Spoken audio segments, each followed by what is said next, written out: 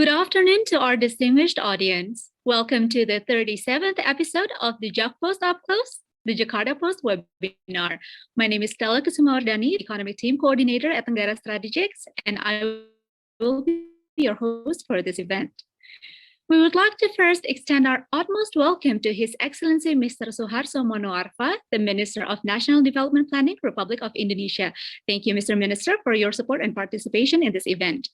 Ladies and gentlemen, Indonesia has either lost or wasted 115 to 184 kilograms of food per capita every year from 2000 to 2019, according to the Food Loss and Waste in Indonesia report published by the National Development Planning Agency, or Bappenas. On a per capita basis, Indonesia is the second highest contributor to food loss and waste practices in the world after Saudi Arabia. Now, in this 37th episode of the JakPost Up Close, and in the spirit to celebrate Food World Day 2021, we are convening this wonderful webinar under the theme, The Future of Our Food is in Our Hands, where we will discuss sustainable food consumption by reducing food loss and waste, its impact to the environment, and ways for us as consumers to actively seek ways to contribute to the SDG Goal 2, which is the Zero Hunger Goal, by consuming food sustainably and choosing sustainable brands in our daily lives. Now, ladies and gentlemen, here with us today, we have three excellent speakers for the panel discussion.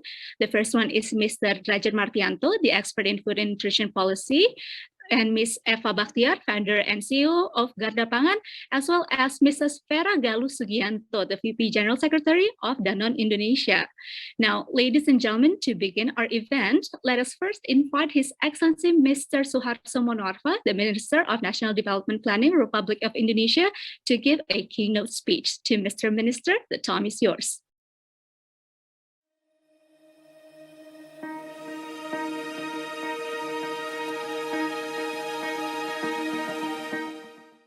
Honorable speakers, distinguished guests, ladies and gentlemen, Assalamualaikum warahmatullahi wabarakatuh. Salam sejahtera, Om Swastiastu, Namo Buddhaya, salam kebajikan, salam sehat selalu. I would like to express my gratitude for the opportunity to join and meet you virtually at this wonderful event. I would like to thank the organizer, speakers, and all participants for making this event happen in the spirit of Celebrate Food World Day 2021. The future of our food is in our hands. Distinguished guests, ladies and gentlemen,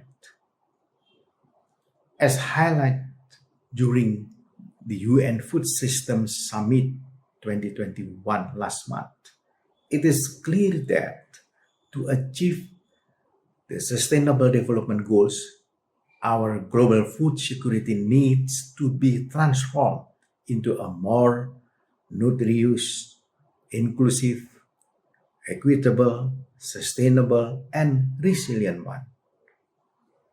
This transformation becomes more important today as we face a convergence of crises. Based on Indonesia's latest SDGs Voluntary National Report in 2021, COVID-19 influences our past positive trends on food security, with one of many issues we face is food loss and waste management. During 2019 to 2020, our poverty and prevalence of undernourishment turned into an increasing trend. While agricultural labor increased, agricultural wage and value added turned to decreasing. Triple burden malnutrition is still our big challenge in food security development, especially on the issue of under 5 stunting and waste. Furthermore, according to data from the Ministry of Forestry and Environment, the biggest percentage of Indonesia waste generation comes from food waste with 40.10%. Those above mentioned issues must be taken as our main concern to achieve food security through an effective and efficient food system. We need to take a big leap and build a foundation to plan and develop strategies to narrow the gap. Distinguished guests, ladies and gentlemen, Indonesia is committed to achieve the Sustainable Development Goals, one of which is to tackle loss of food and waste generation indicated in target 12.3. The target calls for cutting in half per capita global food waste at the retail and consumer level and reducing food losses along production and supply chains, including post-harvest losses by 2030. This target is implemented to end hunger through a reliable and sustainable national food system, sustainable consumption and production, and the objective to reduce greenhouse gas emissions. Furthermore, Indonesia's commitment to SDGs is demonstrated by mainstreaming the SDGs goals, targets, and indicators in the National Medium-Term Development Plan, so-called RPJMN 2020-2024. In the National Medium-Term Development Plan, the improvement of the national food system is emphasized in strengthening economic resilience for quality and fair growth, also increasing availability, accessibility, and quality of food. This program consists of 5 priority activities, namely increasing quality, safety, fortification, and biofortification of food consumption. Second, increasing availability, price stability, and sustainability of food supply, including aquacultural food. The third, increasing productivity and sustainability of agricultural human resources, including market access. Number 4, increasing productivity and sustainability of agricultural natural resources, including agriculture digitalization. And the last one, improving national food system and food governance. Moreover, the food loss and waste agenda is also incorporated national priority, building environment, improving resilience on disaster and climate change through low carbon development. Several national priority activities in low carbon development, such as sustainable agriculture and waste management, are a series of efforts to implement a circular economy and sustainable food loss and waste management in Indonesia. All these strategies to achieve sustainable food loss and waste management, and we are ready to go forward beyond the business as usual approach. As the initial step in the transformation of food loss and waste management in Indonesia, the government, supported by the Foreign, Commonwealth and Development Office, United Kingdom, conducted a study of food loss and waste in Indonesia, which released in June 2021. This study has identified baseline data on food loss and waste for the last 20 years on its environment, economy, and social impact, and provided recommendation for Indonesia. By presenting several evidence-based results, we hope that this study can serve as a reference and guide for stakeholders and policymakers and provide an overview of the government effort in managing food loss and waste in the context of implementing a circular economy and low carbon development. Based on the study's main findings, food loss and waste in Indonesia in 2000-2019 have reached from 115 to 184 kilogram per capita per year. The total food loss and waste association emission in 2000 to 2019 20 years reach 1.7 megatons of CO2 equivalent.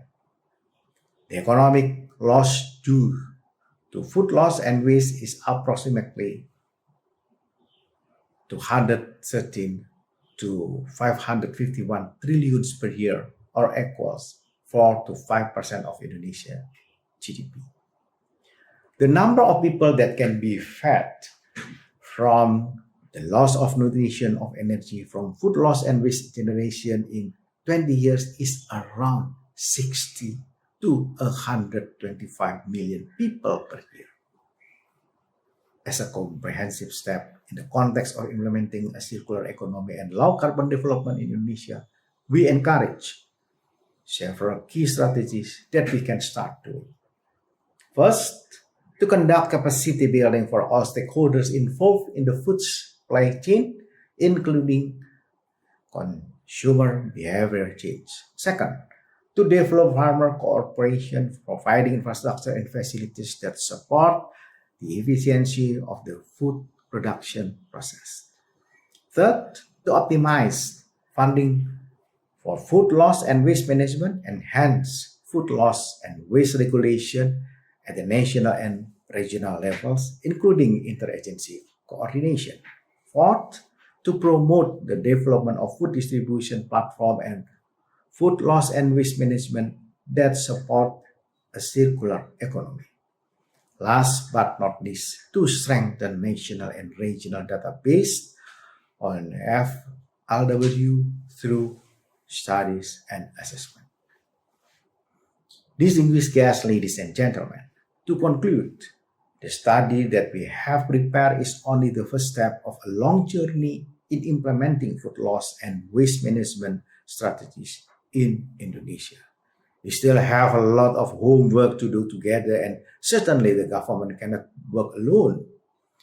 Cooperative movement from multi-stakeholders, including the public, business actors, NGOs, philanthropy, media, academics, needs to happen. With strong cooperation and collaboration, we can tackle all challenges in food loss and waste management to promote an effective and efficient food system. We really hope this webinar can be a platform to share ideas and recommendations to strengthen our policy. We also hope that the cooperation that has been established can continue well in the next stage to support the implementation of circular economy and low carbon development through food loss and waste management in Indonesia. I do thank you. Wassalamualaikum warahmatullahi wabarakatuh. Om Santi Santi Santi Om. Namo Buddhaya. Salam kebajikan dan sehat selalu.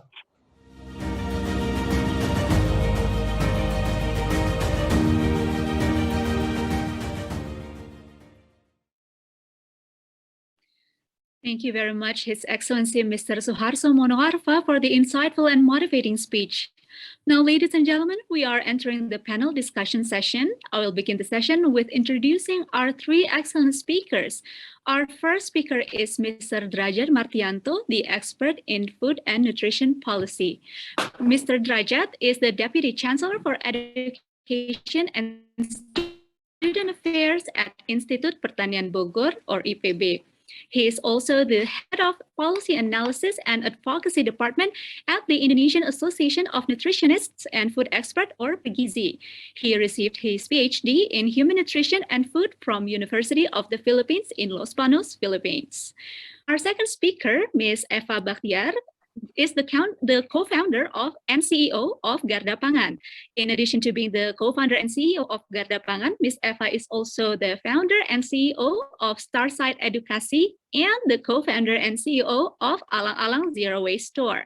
She received her bachelor's degree in industrial engineering from Bandung Institute of Technology, or ITB. And our third speaker is Mrs. Vera Galuh Sugijanto, the VP General Secretary of Danone Indonesia. Previously, she was the Legal and External Affairs Director for GlaxoSmithKline Indonesia, a UK-based pharmaceutical company, and she received her Bachelor of Law degree from Universitas Indonesia. Now, ladies and gentlemen, that was our three excellent speakers for today. Before we begin our session, I would like to first invite our three exceptional speakers for a photo session. So if Mr. Drajat, Ms. Eva, and Mrs. Vera could turn the camera on, we're going to start the photo session right away.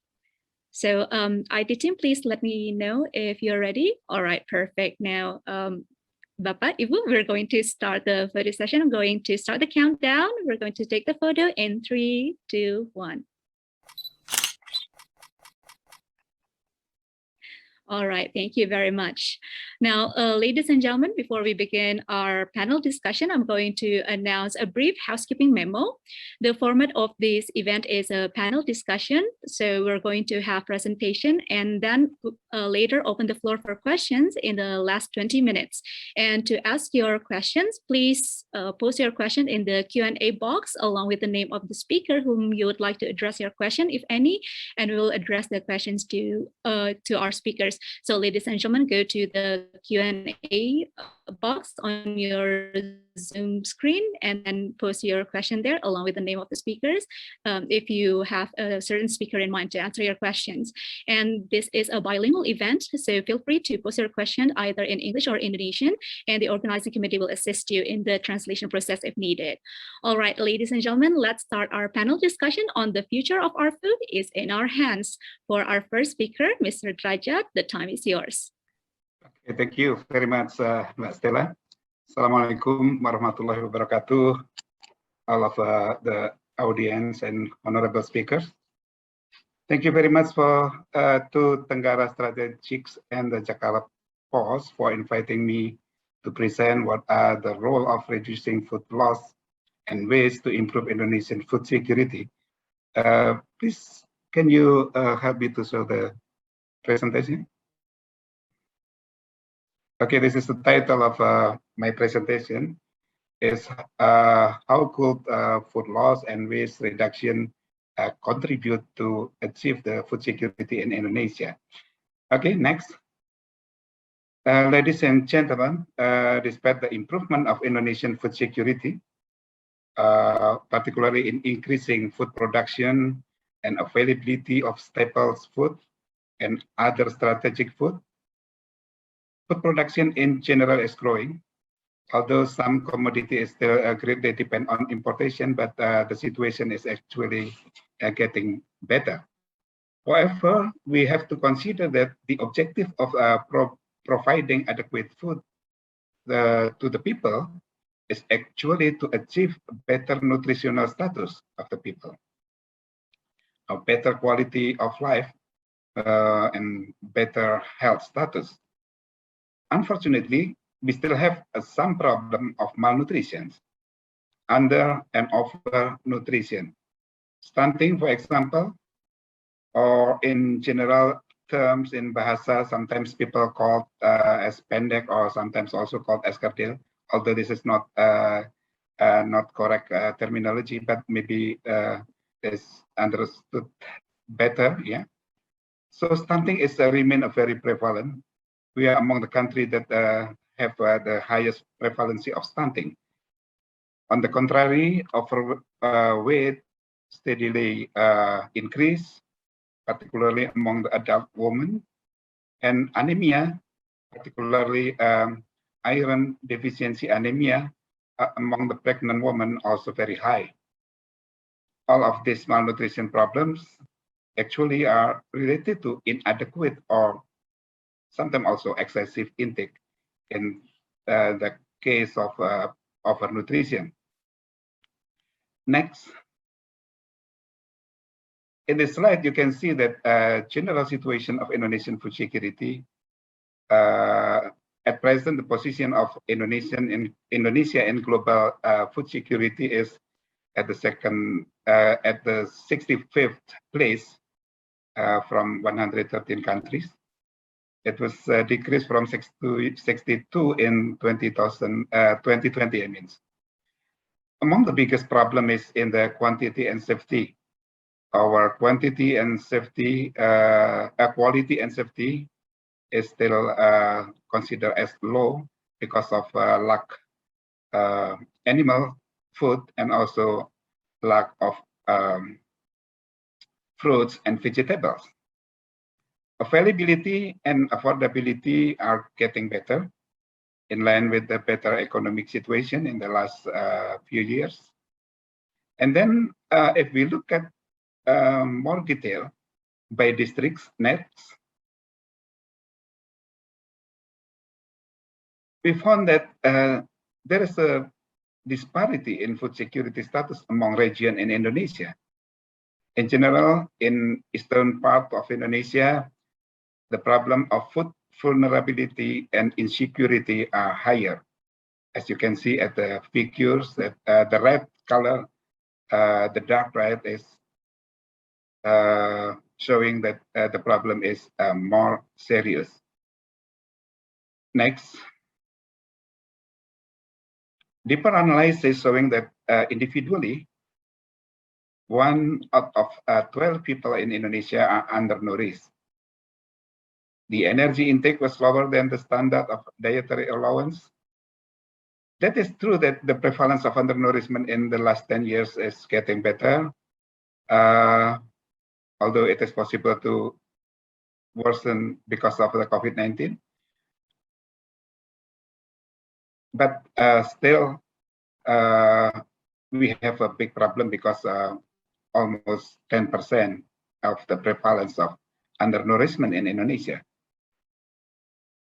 Next. Of course, increasing food production or availability is very much important for Indonesia. Under the situation that population is always growing, and on the other hand, the purchasing power of the people in general are increased. So the need for adequate food is getting higher, of course. However, at present, with the high land conversion, limited water availability, and so many impacts of climate change, will challenge the effort to continuously increase the food supply. Efficiency in production, processing, distribution, and consumption is therefore very much important to increase the food availability. So next, I will show the study on the food loss and waste that is already mentioned by the Minister of Bappenas. Some of information is already presented by Pak Menteri, but I will going deeper. So the study conducted by Bappenas and also Waste for Change, where I was involved as one among the study team. And what we were doing was try to estimate the magnitude of food loss and waste, to identify the causes and also to identify the strategy to cope with the problem. So next. In some publication, Indonesia was always, as also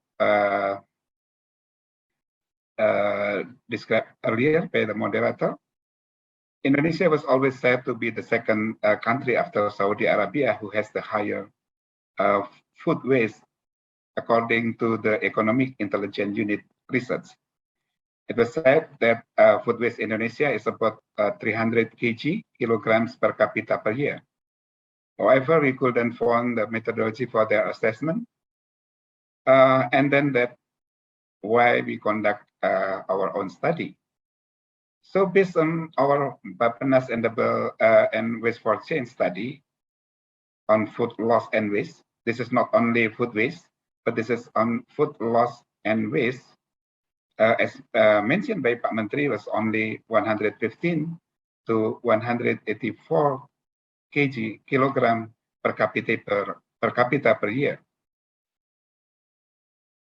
However, although this finding is much lower than the Economic Intelligence Unit study, but still this amount is very high. The monetary value is approximately 200 to 500 trillion rupiah. That's very big amount of money, of course. We can use this money to other purposes for the development. And of course, it's depend on the volume and the price of the food at the time. So total Indonesian food loss and waste equal to calorie, actually even able to support 62 to 125 million people to be food secure. Next. If we look at the composition of the food loss and waste as presented in this figure, food consumption and production contribute more of food loss and waste than processing. And we have to consider that the role of food waste is getting higher than the food loss. We have to consider very much of this. The studies show that increase of GDP per capita in general associated with volume of food waste and improvement of post-harvest technology in the last years, followed by better good manufacturing, good handling process, and other improvement in technology, and also logistic and distribution lead to the lesser food loss. So in the next years, the problem is more in the restaurant, hotel, and in our home. Okay, next. In terms of the commodity, the highest food loss and waste came from fruit and vegetables. Approximately half of fruit and vegetables lost during and become waste during the production and up to consumption, and it become waste. On the contrary, according to basic health research, or we know as Riskesdas in 2018, 95% of Indonesians consume fruit and vegetables less than recommendation. So we have a big problem in quality and safety of food consumption. But on the other hand, there are important food, it's very much important food to improve our quality, namely fruits and vegetables just become food waste. So next, in this table, you can see that if we can prevent or reduce the food loss and waste, actually we can help so many people to achieve their food security status, their adequacy of food and also nutrient that we can they can consume if we can increase the efficiency, increase the reduce the loss and waste during from the field to the table. So with this abundant food loss and waste, as you can see in this table, we can feed so many people. And as I mentioned before, that we still have a big problem in undernutrition. Actually, we can help so many people to achieve their food security if we can prevent the food loss and waste. So we have to really find what are the causes and what are the strategy to improve our situation, to reduce the food loss and waste, and use as maximum as possible to be used up. If we can prevent, if we cannot prevent the food loss and waste, then at least we can maximize our utilization of the food loss and waste. So next slide. You have 3 minutes. Okay. In this in our study, we identify that the causes and the drivers of food loss and waste, as you can see at the table. There are so many things that we cause the food loss and waste, as you can see in the table. Particularly, for the food loss, there are lack of implementation of good handling practices and also insufficiency of quality of storage space and other, as you can see in this table, in this chart. Next, so what we have to do? At least we identify 5 strategies, since in the future, food waste will become the major of food loss and waste in Indonesia. So behavioral change is very much important. We have to need a massive behavioral change through education and also uses of social media and other strategy that we can develop. So we need to join together to make a campaign to make people aware that we have a big problem, not only on the food loss and waste, but also on that impact, on the impact of our globe. And next, the final slide is as a global strategy for Indonesia. I think we have really to reshape our strategy to be able to achieve better food security. So I propose there are 7 strategies. And if we look at the strategy number 4 and 5 and also 7, 4, 5, and 7, they are related to the strategy to reduce both food loss and waste.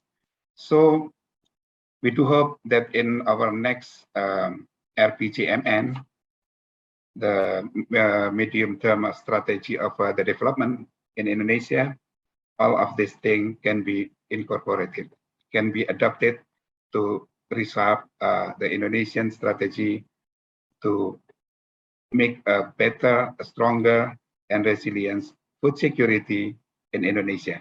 Thank you very much for listening. Assalamualaikum warahmatullahi wabarakatuh. So the others we can discuss after this.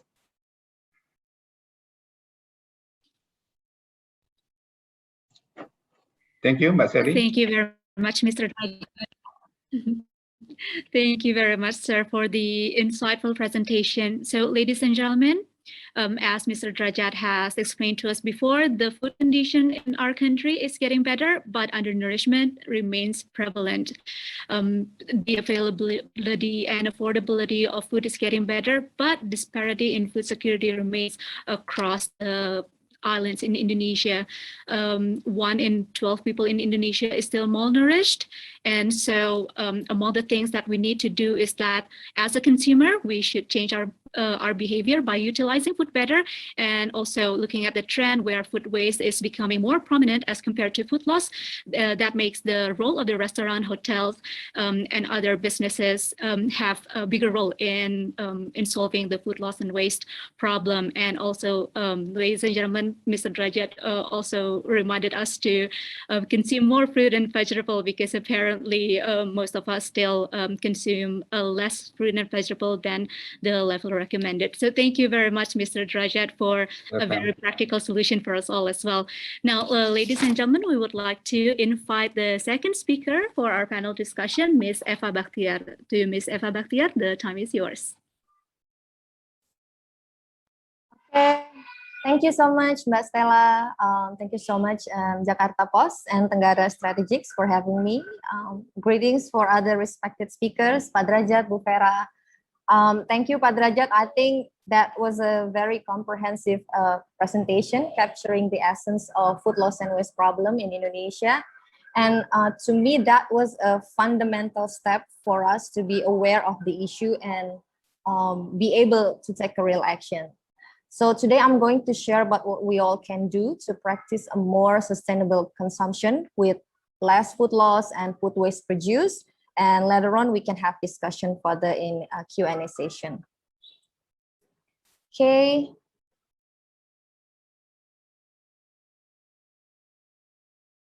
All right, I'm Eva Bachtiar, founder and CEO of Garda Pangan, and here's our tagline, why beneath if we can feed people in need. So as Pak Drajat mentioned, what hits me the most is that food waste is also an irony, as on the other side, 19.4 millions of people in Indonesia still struggle for food every day. They still go to bed hungry, and millions of Indonesian people suffer from malnutrition and stunting, right? So what came to my mind was, why don't we bridge the gap between those who have food surplus and those who need them the most? And why beneath if we can actually feed people in needs? And that's when we came up with Garda Pangan, which is a social enterprise with two main goals, which is a food waste and loss eradications, but also at the same time, hunger relief. And here is some of our activities, or what we call food rescue. That literally means rescuing surplus food so that they don't end up as waste. So what we do is basically tackling the food waste and loss issue from its biggest source. And one of them is from hospitality industries and food businesses, because we found out that food waste is considered as a necessary evil in the sector, right? And wasting food is considered as the easiest, it's also the cheapest and fastest option to get rid of their food surplus. So the way we work is we are having a partnership with these hospitality industries, food businesses. We pick up the unsold food that is still in a perfectly edible conditions from the restaurants, hotels, cafes, bakeries that would otherwise go to waste. And we distribute them instead to those who are food insecure. So we pick up their food on the arranged schedule, we run the quality check, we sort and pack them if necessary, and we send them right away to the people in needs. And not only picking up food from businesses, we also rescue food from big events like weddings, conference, festivals, you name it, that used to involve huge amount of surplus food. So in this case, we also have a partnership with wedding organizers and caterings. So basically, people can request us to pick up the surplus food from their events. And believe it or not, we used to rescue up to 500 portions of food from one single wedding in Surabaya. Another source of food loss is also from the farmer's field. So what we do is we call it gleaning, which is gathering leftover fruits, vegetables, or other produce to tackle the food loss from the farmer's field. We call it gleaning, but it is basically the same as other food rescue, only we rescuing it directly from the farmer's field.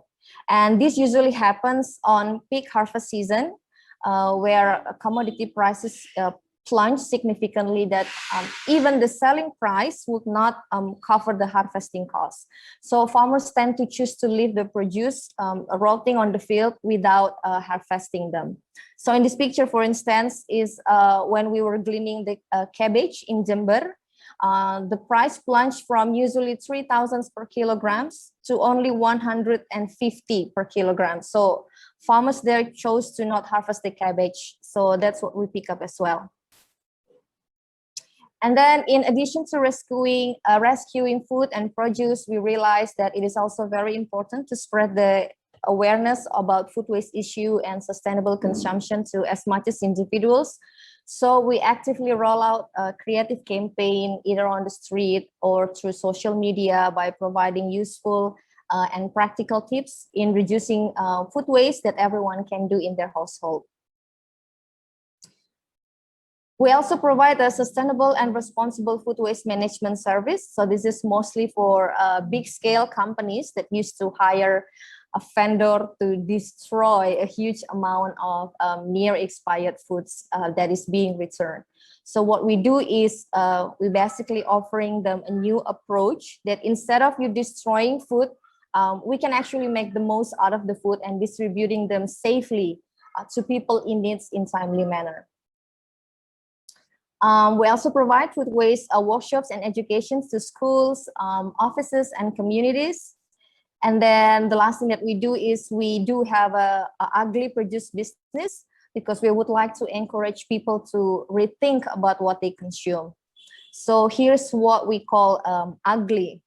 It is the produce that is slightly wrinkled, undersized, oddly shaped, maybe slightly blemished, near expired, or overripe. These types of produce are usually not very appealing, and that makes them usually end up as waste, while we believe that they are as tasty, helpful, and nutritious. In fact, 40% of the whole produce actually never really reach the consumers. So this is a perfect example of how our consumption patterns goes a long way. We might not realize that our habit of only buying, perfect, beautiful, shiny fruits and vegetables could actually be harmful to the planet. So we work with fruit distributors and farmers group by giving their unsold ugly produce the second chance, by offering them to our customers with a more affordable price, usually with discount ranging from 25 to 70% from retail price. And we also turn them into healthy snacks like cold pressed juice, dried fruits, jams, ice creams, and so on.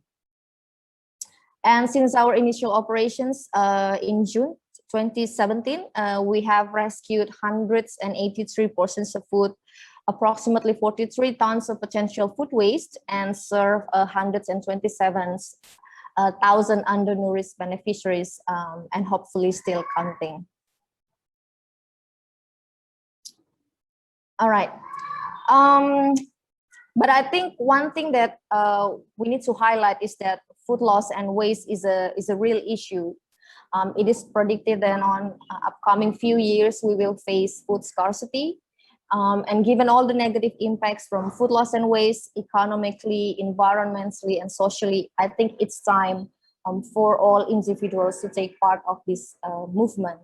So one simple guidance that we can all follow through is called food recovery hierarchy. It shows us the order of priority on how best to sustainably consume our food and keep it from ending up in our landfills. So the most preferable action is surely at the top, which is to reduce food waste from the very beginning. Avoid producing food waste whenever possible. And there are actually a lot of simple and very practical ways that we can do at home. And I'll give some examples later. By reducing this food waste, we should be able to cut significant amount of food waste, right? But should you have any leftover at home, based on the chart, the next priority is to donate the food to people, so it can serve its initial purpose to feed human. So you can share it with your family, neighbors, or the ones in need around you. Or if you have it in the big scale, you can actually donate it to the nearest food bank in your locations.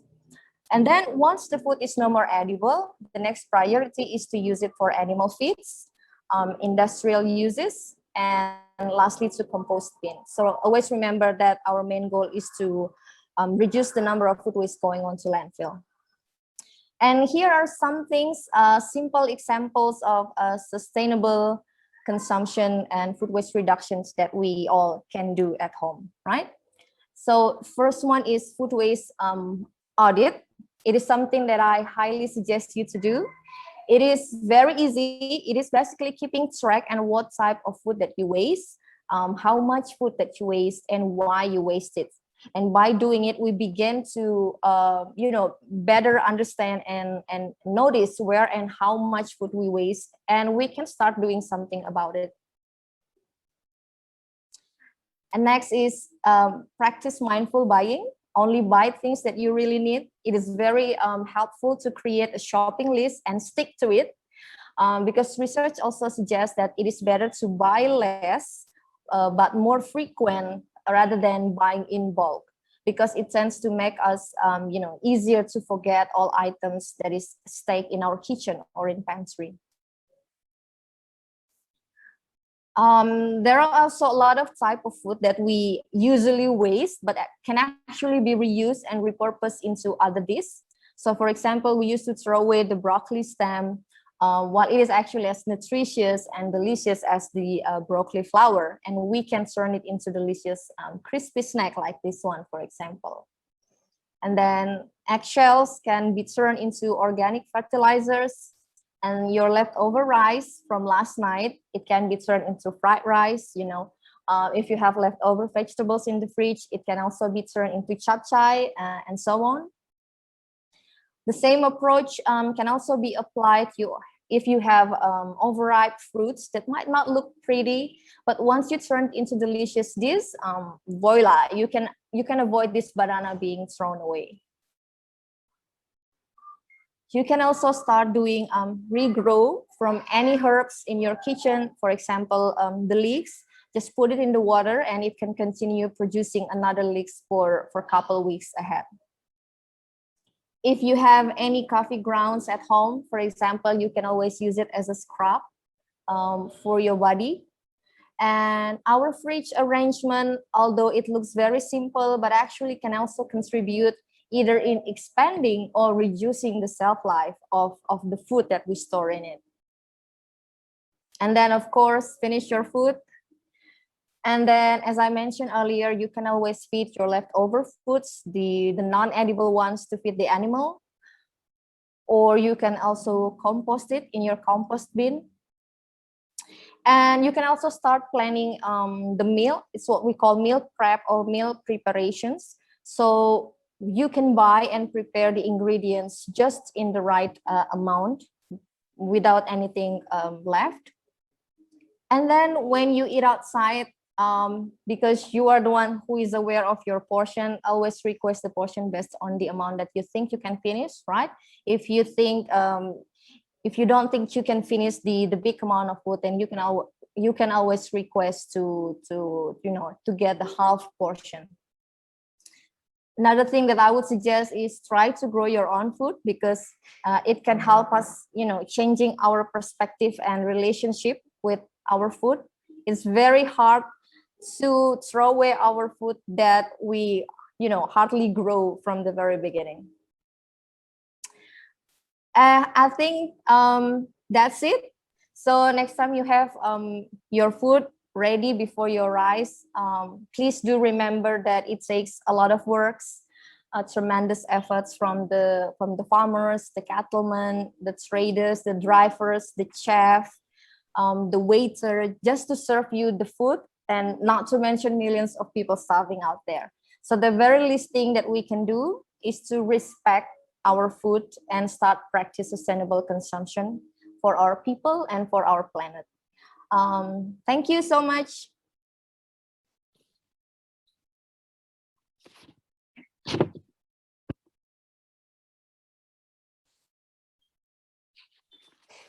Thank you very much, Ms. Eva. That was exactly 15 minutes, perfect timing. And ladies and gentlemen, as Mr. Drajat mentioned before, one of the solutions to tackle food loss and waste is by changing our behavior. And here, Ms. Eva has shared with us the practical activities that we can do to actually tackle this issue. The first one is to avoid producing waste. And if you happen to have leftovers, you can first donate it to those who need it. Or later, if it's not edible anymore, you can give it to the animals, use it or process it for industrial need. And lastly, make compost. And of course, prior to that, practice mindful buying. And again, Ms. Eva also reminds us to consume more fruits and vegetables. Although they seem to look ugly, apparently they are still healthy. They are just nutritious. And even if you don't like it, we can still make them as interesting food, like banana nuggets is actually one of my favorite food, Ms. Eva. Thank you very much for sharing with us. So I've been practicing tackling food waste and loss, apparently. All right, ladies and gentlemen, that was Ms. Eva. Next, we're going to invite our third speaker, Mrs. Vera Galuh Sugijanto, the VP General Secretary of Danone Indonesia. To Ms. Vera, I welcome you to share your presentation. Thank you, Ms. Stella. Thank you very much. I hope the slides can be seen. So after hearing Pak Drajat and after hearing Bu Eva, I think in a way it's really, really eye-opening. It's really, really overwhelming, but also humbling, the topic of food waste and food loss. And it really shows that every one of us as individuals and also as members of society, including private companies, we all have a role to play, and we need to play this active role right now, or even yesterday, right? It's quite mind-boggling to see the data of how food has been lost and food has been wasted, while in Indonesia we know the challenge of double burden, the challenge of health access and nutrition access is still a very big issue that we need to tackle together. So I think it really, we cannot undermine this topic. And when we think about food loss and food waste, we also need to be able to understand across the value chain, across the supply chain. And I think this is where, as Danone Indonesia, we would like to also share what initiatives and how our business model, in a way, would contribute towards protecting food loss and food waste. So just to share a bit, Danone Indonesia, as part of the Danone Group, we have a clear vision and mission. For sure, the vision of One Planet, One Health really becomes our compass in everything that we do, because we really understand, and I think in different contexts, people would also relate how we protect our health and how we protect our planet is really interconnected, and anything that we do will always impact this too. And so all the business model and the initiatives that we do as Danone, we want to make sure that we can deliver a positive impact for our planet and our health. And this is very much related with our topic today about managing food loss and also food waste. And to link to our mission, as we are a food and beverage company, then we want to make sure that we can bring health through food and beverage to as many people as possible. But beyond just our products, we also want to make sure that our initiatives and our solutions can also tackle the health issues in Indonesia. And this mission and vision have been lived for more than 100 years of being a pioneer in health innovation, and we will continue to do so as well, including in Indonesia. And I think these mission and vision, we've also in a way adapt and link very well towards our Danone 2030 goals, which is of course supporting the sustainable development goals. And with these goals as well, we have a bit more detailed and granular direction on how we can ensure that our business model and the initiatives of Danone, including the people that is part of the family, really embrace the food revolution. And this is for a long-term agenda, for a long-term mission, beyond just Danone itself, but really about ensuring that food and beverage and our products are being not only affordable, but also accessible by consumers. So if we talk back to our commitment on food security, first and foremost, we need to ensure that our healthy products are accessible and they are also sustainable in the business process, but also in the way we produce and in the way we market them. So for Indonesia, we have a footprint of 26 factories across the provinces. And through these 26 factories, we serve more than 1 million consumers. And happy to also share that the way we run our factories or our operations, sustainability is at the heart, ensuring that there is minimum waste, whether it's the materials being used, but also the after production. And probably we'll share a bit more on this. Second is to ensure that the products that we produce covers or tap into the key portfolio that is needed for consumer. And in this case, we have in Indonesia, our water business through Aqua, and our specialized nutrition, which is really addressing the needs of health and nutrition for our kids and pregnant moms, pregnant and lactating moms.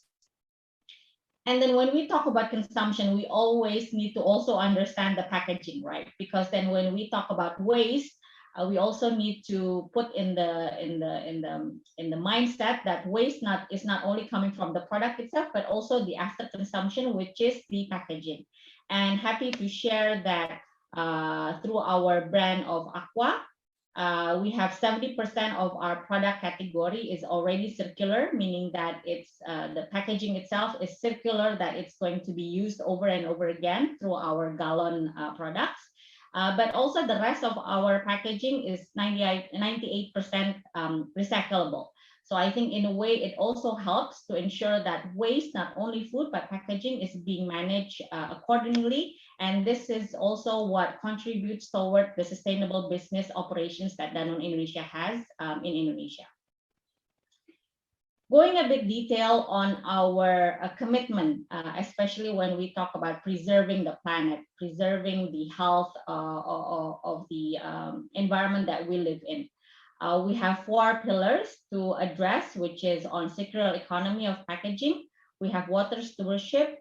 We have our commitment towards carbon neutrality, but also regenerative agriculture. And I think when we talk about water stewardship, when we talk about regenerative agriculture, I think in a way it also touch base a lot with the elements that Bu Eva and Pak Drajat have addressed earlier. So in terms of economy, circular economy packaging, we have committed ourselves in 2018 that we will continue to, through our commitment of bijak berplastik, we will ensure that we can collect more plastic than we use in our packaging. We will also ensure that our packaging can be recyclable, recompostable, reusable, and we continue to educate millions of consumers to join the movement that everybody has a role, like managing food waste, but also general waste. Everybody has a role, and they can join the bijak berplastik movement. Something interesting, if I can share, one of the pillars of the bijak berplastik is also trying to put the waste management closer to heart, which is in one of our office, in a head office. We launched the Green Office program since I think 2 or 3 years ago. And just to share a bit of data on the recent one in September, we can see even just for our head office, which is around 6 floors, we can produce more than 2,000 kilograms of waste just in September. And when you see the proportion of the waste, 21% is actually organic waste, and which will be further processed into compost. And then 54% is unorganic waste, which is covering paper, plastic, metal, glass. And this part of the program will be, of course, distributed to recycling units that is relevant for the type of waste. And then 25% is actually residual waste that needs to be further processed with a certain cement industry. And this program is also being done with our partner Waste for Change. But I think this data can also connect towards our behavior in terms of consumption. When you see the organic waste, it's something that first we need to address, again, how we can consume our food responsibly, but also if there is any residual and waste, we know how to manage it better so that it really doesn't go into the landfill. And in a way, there is still a second life for all of these type of waste, ensuring that we can contribute to a healthier and cleaner Indonesia. Then another example that we wanted to share is Waistband Program. And I think many companies have also embarked on this, but some examples that we wanted to share is that the Waistband covers beyond just, let's say, waste on the packaging itself, but really we wanted to engage community. And one of the example is our Waistband in one of the factories is to educate household to separate waste into organic and non-organic type, but also is to build a community nutrition garden so that every family can access their own nutritious food. And this is one of the waste bank example in our Tangamus area, which we also have a presence on factory there. So I think when we talk about waste, it really covers a variety of type of waste, and including as well to address how we can access health and nutrition for every family and addressing the health burden that is being faced by Indonesia. Before going into the nutrition aspects, I think coming back to the circular planet that we shared earlier, so it's about packaging. It's also about how we manage our water. So I think as a company with 26 factories, the responsible and sustainable use of water as one of our main resources really needs to be addressed, and we have addressed so. In our specialized nutrition factory, we have reduced our water consumption up to 16,395 meter cubic. And then also we are partnering with community to ensure that there is also a regenerative agriculture in place.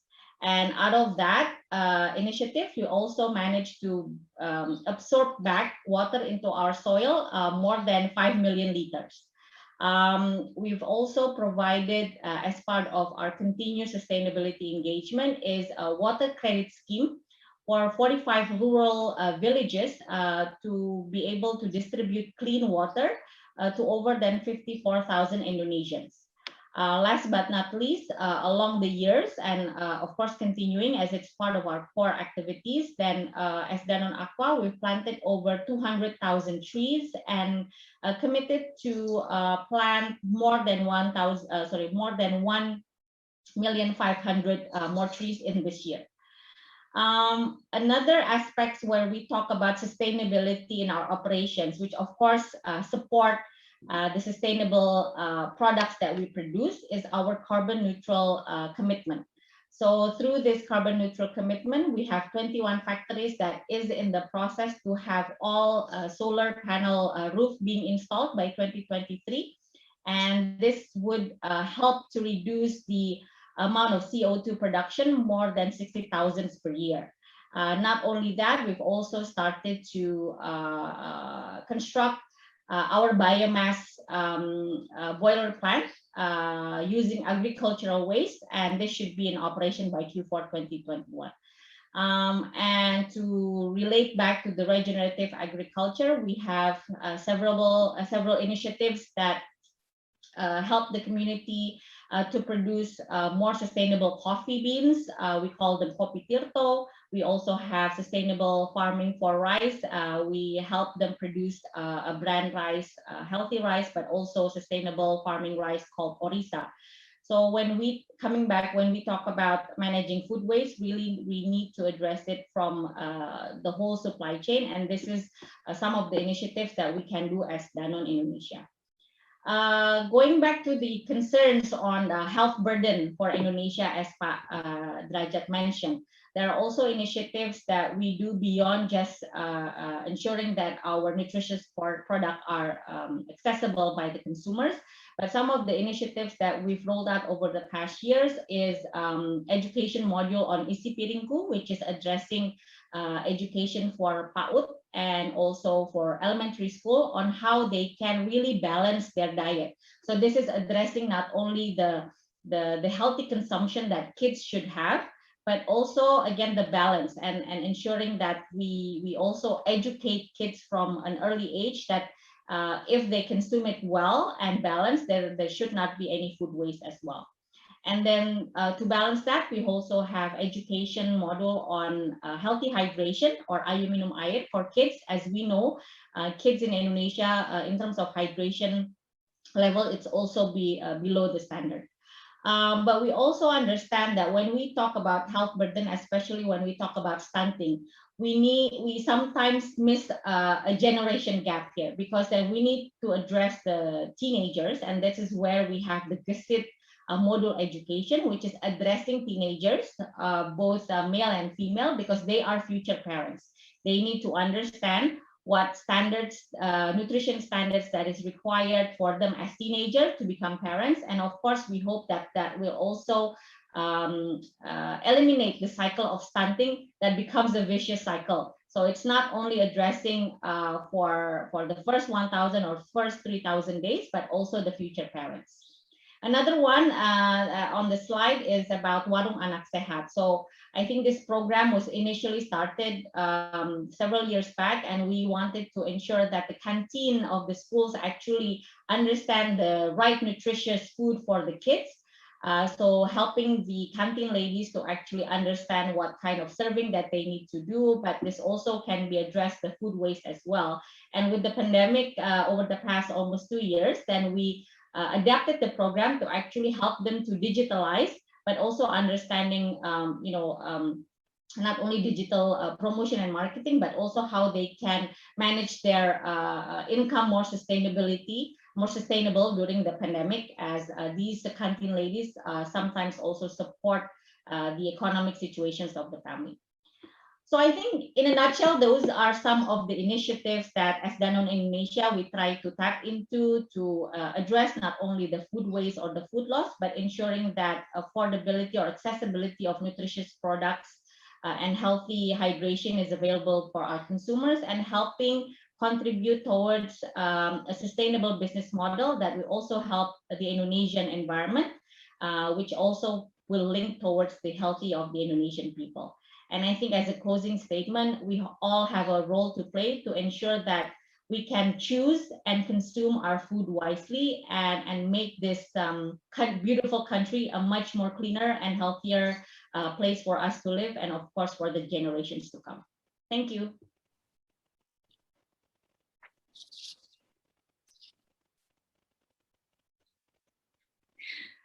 Thank you, Ms. Vera, for the presentation. It was very interesting because previously we have heard from the policy perspective and also from the individual and grassroots level activities on how to tackle food waste and loss.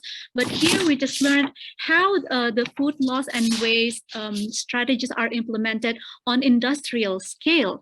As Mrs. Vera explained to us, across the supply chain, there are a lot of things that companies can and should do. For example, what Danone has done is that not only that it ensures the access to quality products, such as helping millions of Indonesians access clean water and also nutritious milk, but they also make sure that the packaging is recyclable, that they keep protecting the nature through their commitment on circular economy, and not only from the packaging, but also in water stewardship as well, in which one of the things that they did is that they regenerate the water for agricultural purposes. So this is very exciting. So thank you, Ms. Vera, for sharing. I'm sure all of us here have a lot of questions to learn more about what we all can do, whether on individual, business, or policy and industrial scale activities that we can do together to tackle this issue. Now, ladies and gentlemen, with that, we're going to open the floor for question and answer, and I'm going to choose the question that we're going to address first. I think the first question that we're going to address is, I think this one is addressed to Mr. Drajat. Mr. Drajat, there's a question from Matthis van der Lely. Is the malnourishment geographically instigated? For instance, the 1 out of 12 people who are undernourished, are they mostly in Irian Jaya or on smaller islands? Mr. Drajat, I welcome you to answer the question. Okay, thank you, Ms. Sally. I would like to better to say no rather than yes, because as we know that although malnutrition, particularly stunting, is more prevalent in eastern part of Indonesia, like East Nusa Tenggara and also Papua, but it is a complex problem, particularly stunting. It is caused not only by inadequate food consumption, but also poor hygiene and sanitation, particularly the unavailability of clean water. But undernourishment, that's mean the intake is less than the recommendation of the Ministry of Health, because as angka kecukupan gizi, it is more related to the affordability of food. So it's depend on the purchasing power, the household income, the price of food, the poverty level is, of course, become very important factor. And if we talk about the number of those who are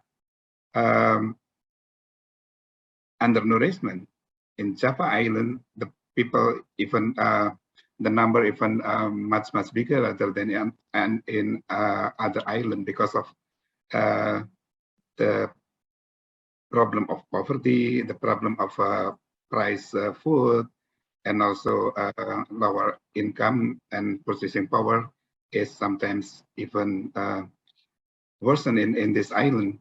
So, but if we talk about the undernutrition, particularly stunting, yes, this is depend on the geographical area. Thank you.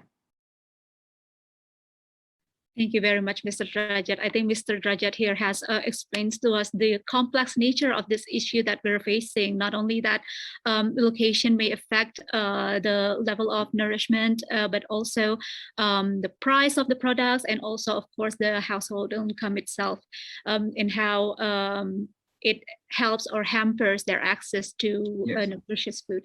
Thank you very much, Mr. Drajat. Now for the next question, I think this one can be answered by Mrs. Vera. What are the 3 top actions in order to reduce food loss and waste? And also, is there any plan to digitalize any programs to tackle this issue? Thank you, Stella, and the question. Sorry, I did not get who raised the question, but I think there is no magic answer, right?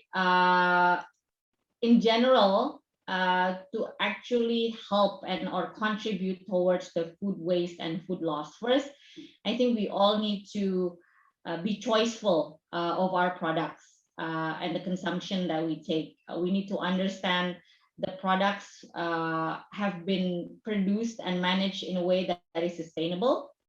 So we know that in the process of the products itself, we are not contributing towards additional waste that is being residue towards the process.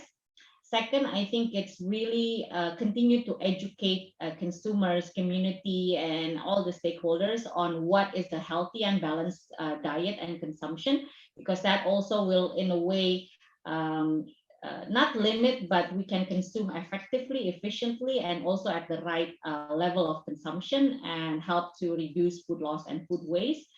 And third is, I think every one of us is linked towards any kind of waste one way or another, which includes also food, but include also the packaging post-consumption.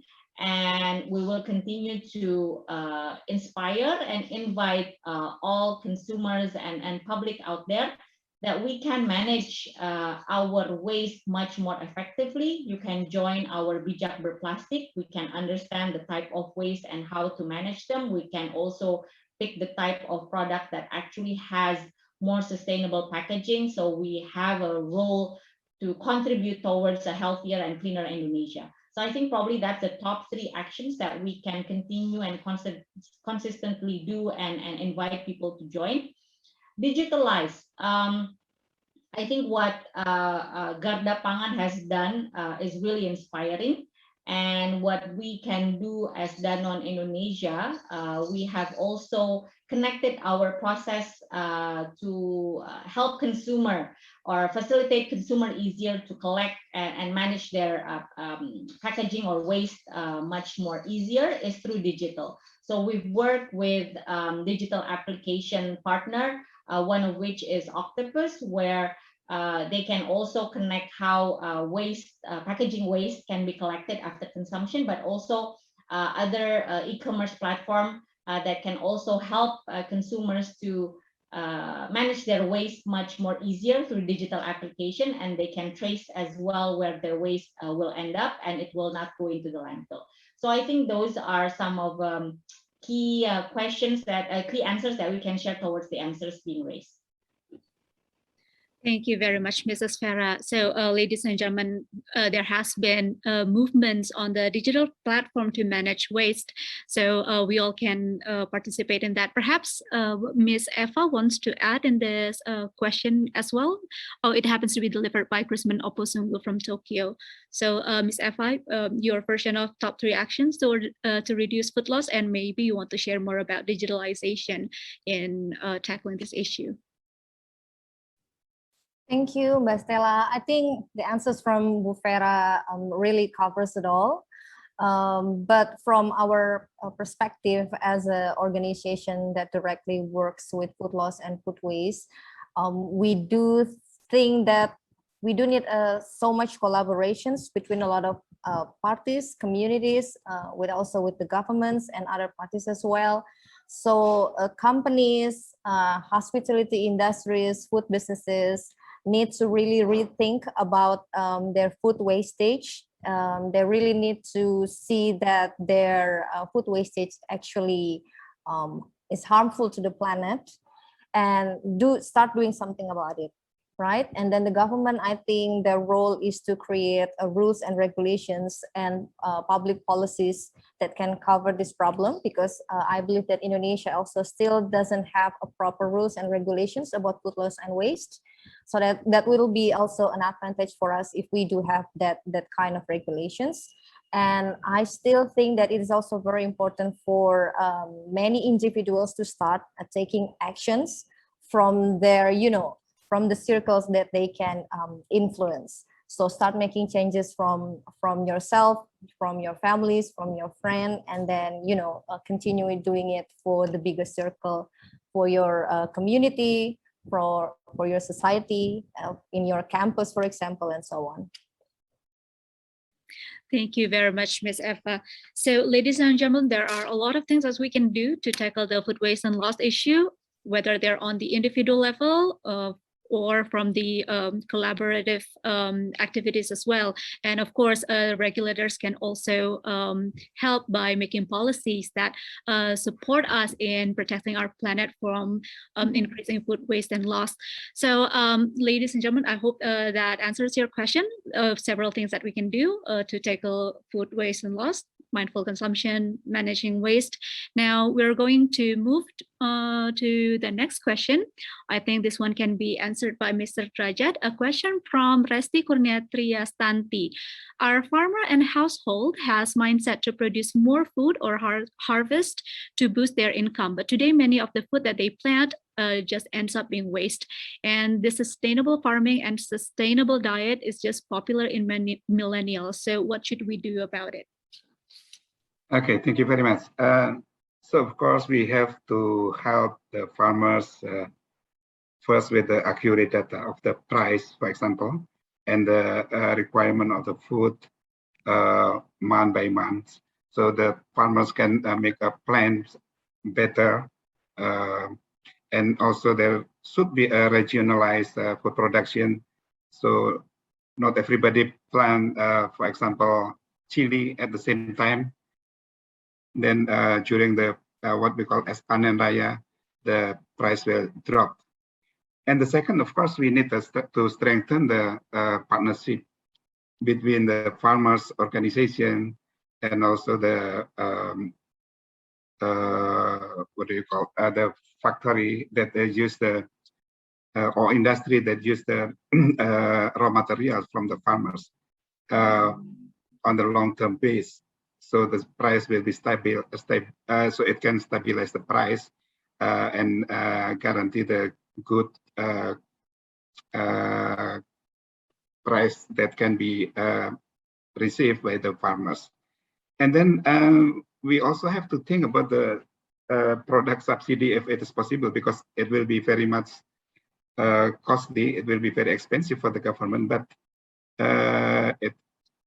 and then the other thing is we have also to develop the agriculture insurance to be able to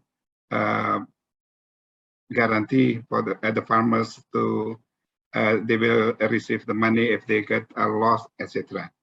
And I think those three measures can be implemented based on the specific areas, on the specific products, and also on the specific situation. And then, of course, the last thing is we need better technology for the to process the product that oversupply during the food product during the production, so we can make an added value for that. For example, during the excessive production of chili, for example, we can make a dry chili rather than living in the field and just become garbage. So, but it will need also the changes of our mindset in Indonesia that using dry chili is even better and also can help farmers. Because if we always use chili only to make a sambal, just like we usually provide and eat, we still will have problems of this in the long long future. So we need also not only for the production side, but also the consumption side. We need to change our mindset that to avoid the food waste, we have also to be able to try the new product that is become one of our solution in the near future. Thank you. Thank you, Mr. Drajat. This is a very important point. How our behavior change does not only help us and the planet, but also the farmers. And apparently the technology or digitalization can also be used to overcome the oversupply issue. So there's a lot of room for improvement, whether it's from economic side, such as providing subsidy, insurance, and etc., but also from the digital perspective on how we can better match the supply and demand to prevent oversupply. Thank you very much, Mr. Drajat, for addressing that question. Now, for the next question, I think this one is very interesting. I'm going to invite Ms. Eva to answer this question. Anjani Junarto asked, sometimes people think that ugly products such as fruits and vegetables tend to rip or rot faster than the good ones, so it should be consumed ASAP. How about that? Or is there any way to keep the products longer? Ms. Eva, can you have maybe you have some tips for us? Okay, thank you, Mbak Stella, Mbak Anjani. I'm actually in the middle of writing the answers. So the answers is, I think it really depends on the type of the ugly, right? If it's only, undersized, oddly shaped, or anything that is related with the cosmetic or supermarket standard, then the ugly produce are, I think, as good as the normal ones, right? But if it is overripe, maybe wrinkled on the skin, or maybe slightly blemished, I think it may affect the shelf life. So you would want it to be consumed immediately, or you want to turn it into other, dishes or snacks. Thank you very much, Ms. Eva, for sharing. Now, for the next question, we have a question for Mrs. Vera. It is from an anonymous attendee. How is food waste impact to environmental or climate change? Because we know almost all the food waste ended up in TPA or nature. Hello. Can you guys hear me now? Yes, Mrs. Vera. Sorry, because I was facing some audio issues. Can you repeat the question, Mbak Stella? Sorry. A question from an anonymous attendee, because there are two questions from an anonymous attendee here. I'm going to hand both of them to you, Mrs. Vera, if I may. So for the first question is that you mentioned a very high percentage of recyclability of the small aqua water bottles. This is great news, but we all see lots of bottles in the nature. How high is the percentage that is actually recycled? And for the second question, how does food waste impact the environment or climate change? Because we know that almost all of the food waste end up in tempat pembuangan akhir or TPA. Okay, so two questions and hopefully can be answered one straight one. So yes, we acknowledge that there are high percentage of waste, whether it's plastic or others, that is not being managed properly. But I think what is important is through our initiatives in Danone Aqua, we've actually done this since 1993 through 1993 through Aqua Peduli, which is basically we are collecting more than 12,000 tons of plastic waste every year. And we do that through 6 recycled business units, which is basically recycled units that is being supported and facilitated by Danone Aqua. And for sure, we need more partners and players to also do the same, to actually address and really collect plastic packaging that we know when collected correctly and when managed correctly, they actually have a second life. So that is the importance of why people really need to join the Bijak Berplastik movement.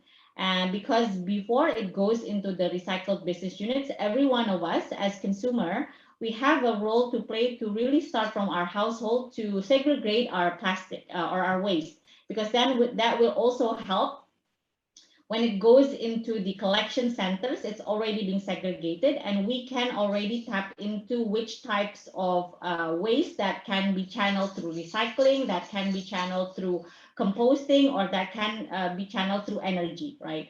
And the topic on food waste, we've actually inaugurated in the past 2 years, so last year and this year, 2 integrated waste management center. One is in Lamongan and one is in Jimbaran. And what's interesting is that really the waste management center is being managed that it has 0 to landfill. So any kind of waste that goes there really is segregated based on the waste, including actually food waste.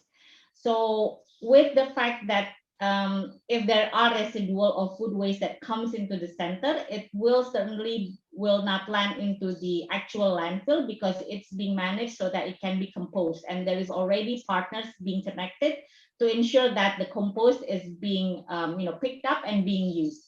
So I think that's also a role of companies and communities to work with the local government, to work together and collaborate to create more of these waste management centers, so that along the value chain, as we mentioned earlier, the type of waste can really be managed. And of course, with less waste going into the landfill, with a system that is 0 to landfill waste, then we really can contribute towards the change of climate, because anything that goes into the landfill and not being managed well, it's basically deteriorating the planet. It's basically creating more health issues for our generations to come.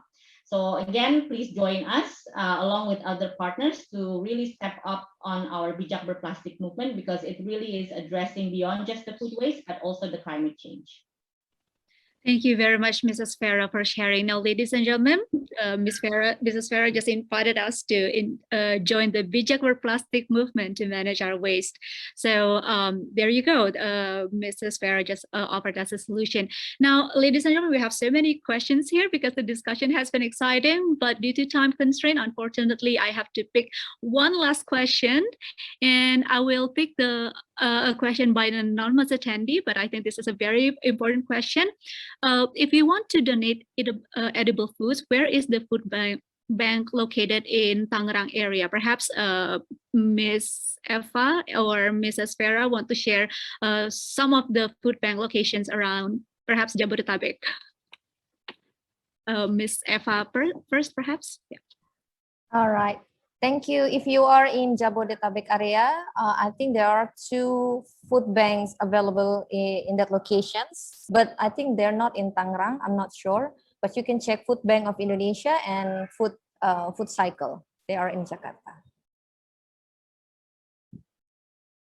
Thank you very much. Maybe Mrs. Vera or Mr. Drajat want to share the food bank location, perhaps because we have attendees here from everywhere. You can share any food banks that you have in mind.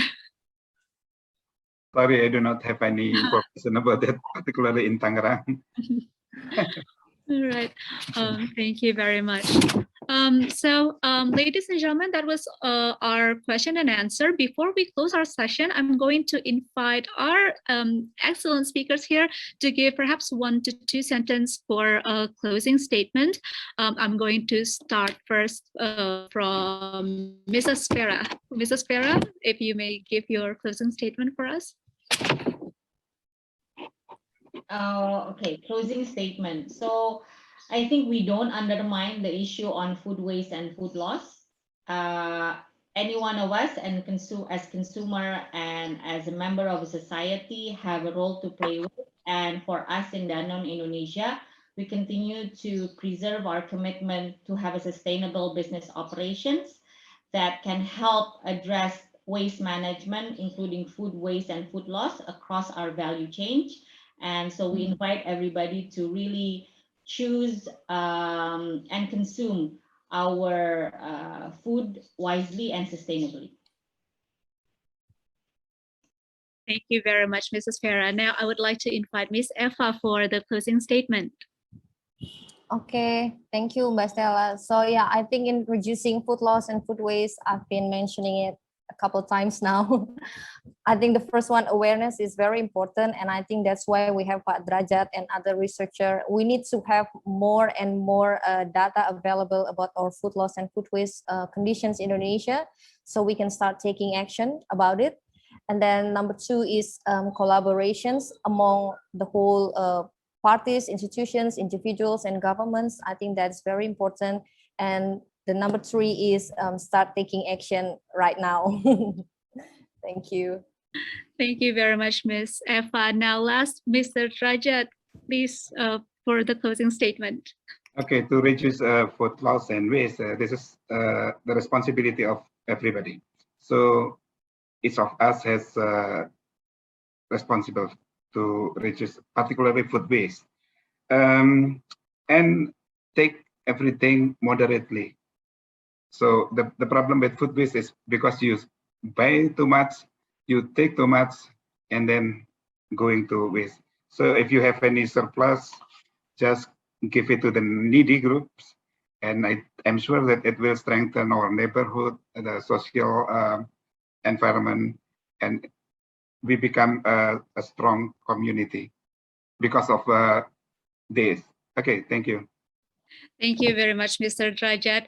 Ladies and gentlemen, that was our discussion on the future of our food is in our hands. As we have heard from the last 90 minutes from our speakers, there are so many things that we can do to contribute, and we can start with mindful buying, mindful consumption, and in the end, actively participating in managing our waste.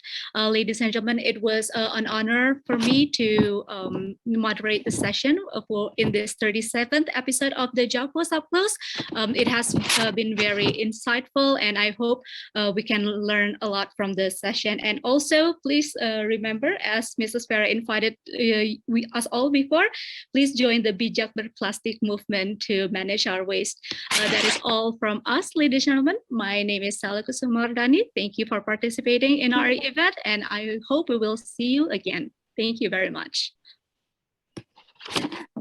Thank you, everyone.